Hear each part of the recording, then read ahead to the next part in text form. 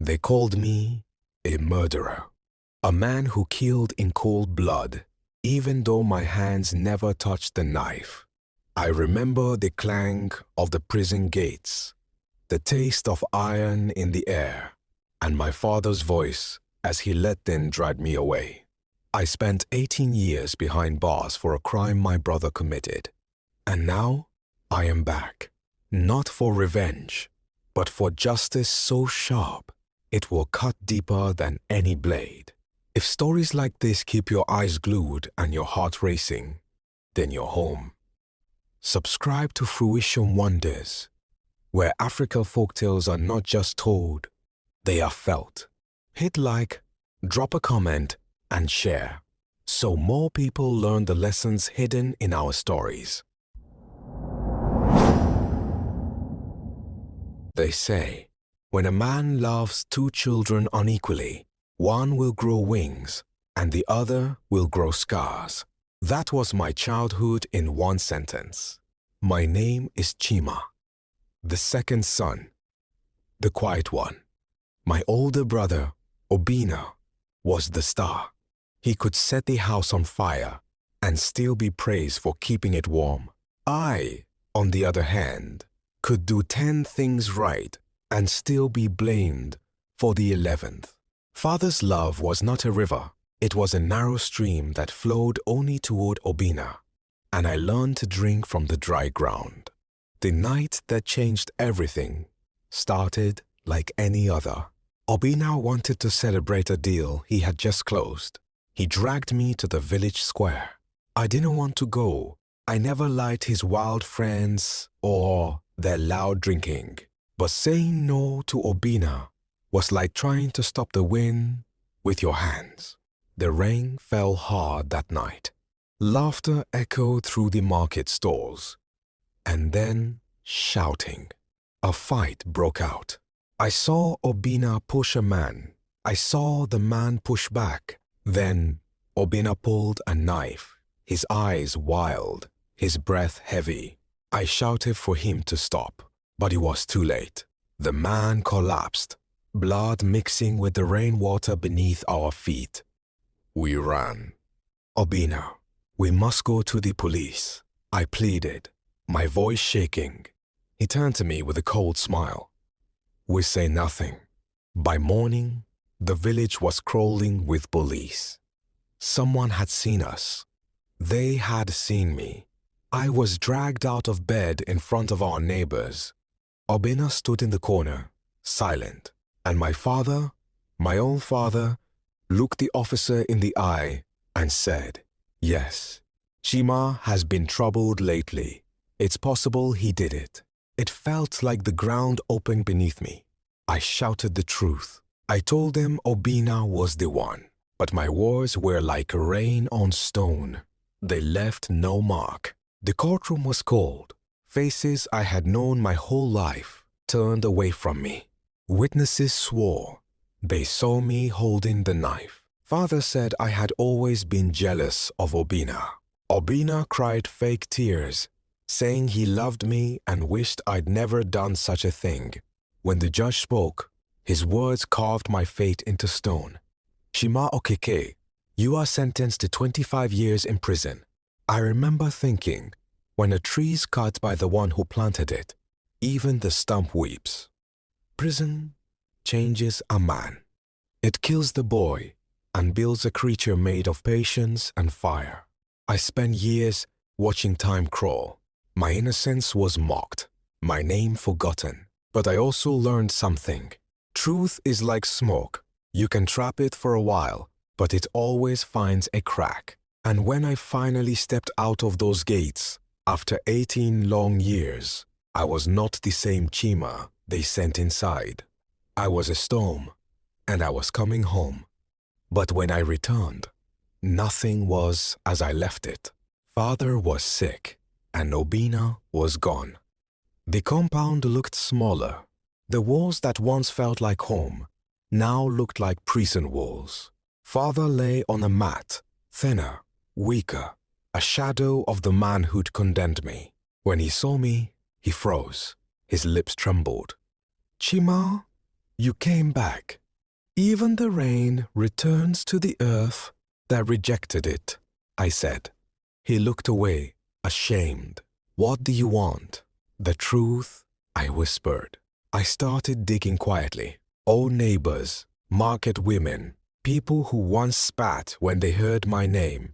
They all had pieces of the puzzle. Obina had built an empire. He was rich now. Cars, companies, even a mansion in the city. But 3 months before I returned, he vanished. No calls.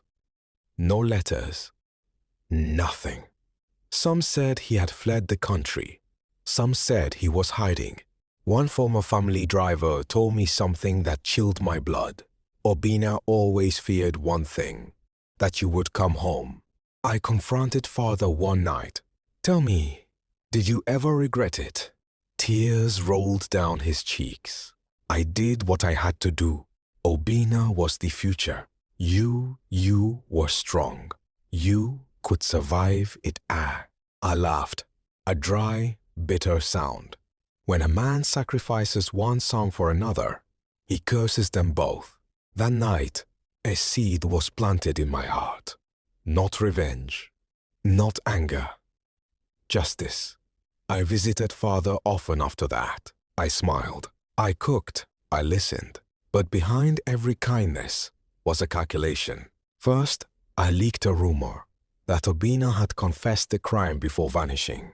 Then I sent anonymous letters to father's business partners, hinting at a cover-up. One by one, the pillars of his empire began to crack. The man who had once walked with his head high now flinched at every knock on the door. Then, one evening, a note slipped under my door. 6 words. No signature.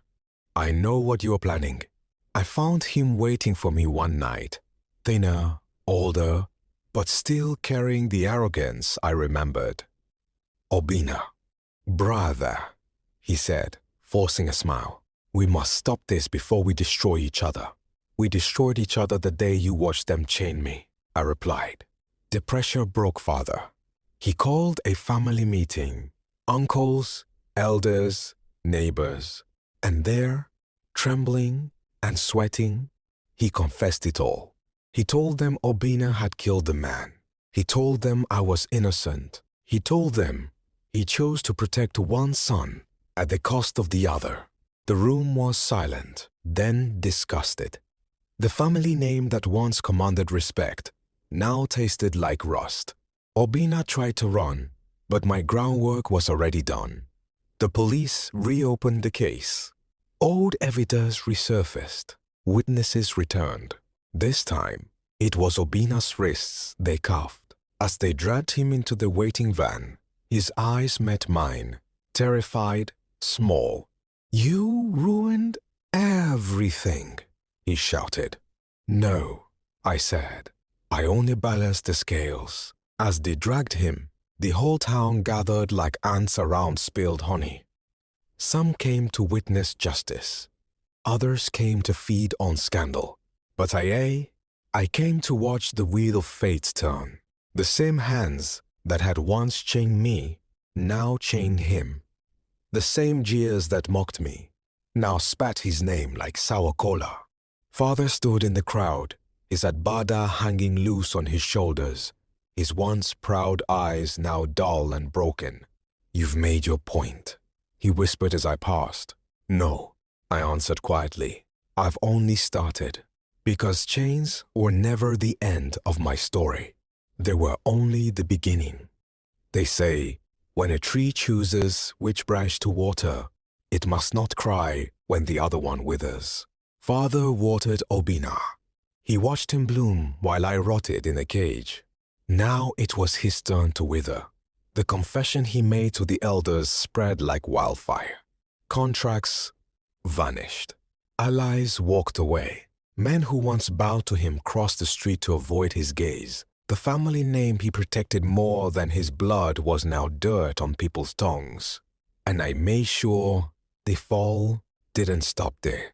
I filed a civil suit for wrongful imprisonment. Every naira he owned, Every property he hid behind shell names, I brought them to light. Lawyers circled him like vultures over a dying goat.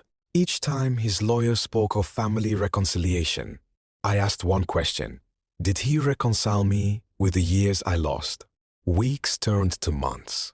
Obina's trial became the talk of the town, and every hearing was a reminder of the day they chained me. He pleaded not guilty. Of course he did. He had never accepted the responsibility for anything in his life. But this time, the evidence was a mountain he could not climb. On the final day, when the judge pronounced his sentence, life in prison, the courtroom erupted. Some gasped, some nodded. I simply watched. Do you feel it now? I asked him when our eyes met through the bars. This weight on your chest, the sound of doors closing, the silence that screams louder than any voice. You're not my brother anymore, he spat. I smiled, not from joy, but from the bitter satisfaction of balance restored. You were never mine. One night, weeks after the sentencing, I returned home to find father waiting at my door. No guards, no pride, just a man reduced to dust. He fell to his knees before I could speak. I was wrong, he said. I was blind, and I cannot undo what I've done. But please spare what's left of me. The sight might have softened another man, but prison had carved out that softness long ago. I begged you once, I said, voice steady as stone. I begged you to believe me, and you watched them drag me away. This is the harvest of that seed. He wept until his voice broke. Then, slowly, he rose and left without another word. I did not stop him.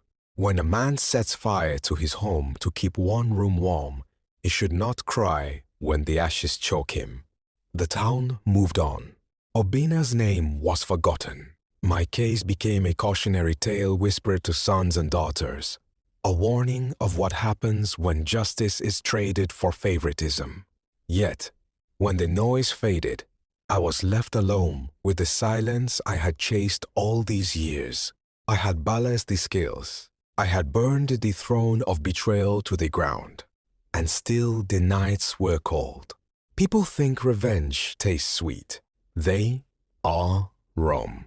It is bitter, a medicine that cures but scars the tongue. And every scar has its own story. On the anniversary of my release, I walked past the old house. The gates were rusted, the compound overgrown. Father lived there alone now, a king without a crown, surrounded by echoes of choices he could never take back. I did not knock. I did not enter. I simply stood there, breathing the night air, and spoke softly to myself. A lie may live for 20 harvests, but truth waits. And when it comes, it asks for everything. I turned and walked away, not with a smile, not with joy, but with something colder, heavier, truer, peace born from ashes. And though the past could never be undone, I knew one thing with certainty. The name they once cursed would now be remembered, not as a victim, not as a villain, but as the man who made truth walk again. If stories like this strike a chord in your chest, then you belong here. This is where we tell the tales that others fear to speak, stories of betrayal, justice, and the bitter cost of choices. Subscribe, like, and share, because the next story may just change the way you see family forever.